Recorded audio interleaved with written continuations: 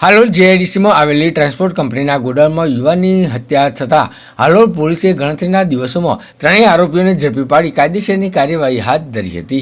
હાલોલ ઔદ્યોગિક વિસ્તારમાં આવેલી ઇન્ડિયન લોજિસ્ટિક નામની ટ્રાન્સપોર્ટ ઓફિસમાં કામ કરતા સીતારામ ઉર્ફે મામુ બિહારી યાદવનું ટ્રાન્સપોર્ટના ગોડાઉનમાં રહસ્યમય મૃત્યુ પામેલ હાલતમાં મળી આવ્યો હતો. જે સંદર્ભે હાલોલ શહેર પોલીસે અકસ્માત મોતનો ગુનો નોંધી સીતારામ યાદવનું હાલોલ રેફરલ હોસ્પિટલ ખાતે પેનલ પીએમ કરાવ્યું હતું. પેનલ રિપોર્ટમાં સીતારામ યાદવનું હાથથી દોરીથી કે અન્ય કોઈ ચીજ વસ્તુથી ગળું દબાવી મોત નીપજ્યું હોવાનું બહાર આવતા પોલીસે અજાણ્યા ઈસમ સામે હત્યાનો ગુનો નોંધી તપાસના ચક્રો ગતિમાન કર્યા હતા. જેમાં ટ્રાન્સપોર્ટ ઓફિસના સીસીટીવી કેમેરા તેમજ અન્ય તપાસ કરી હતી. તપાસ દરમિયાન પોલીસને જાણવા મળ્યું હતું કે બનાવના આગલા દિવસે તેની સાથે જ કામ કરતા કૃષ્ણા શ્રી યાદવને મજૂરીના 500 રૂપિયા બાબતે બોલાચાલી ઝઘડો થયો હતો.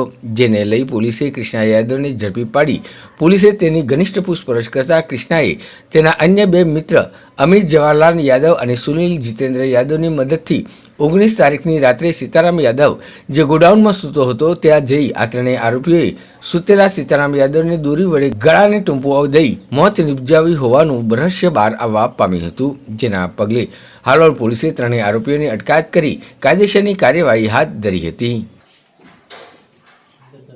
જીઆઈડીસી જે બંસલ મોલની પાછળ આવેલ ત્યાં ઇન્ડિયન લોજિસ્ટિક નામની કંપની છે.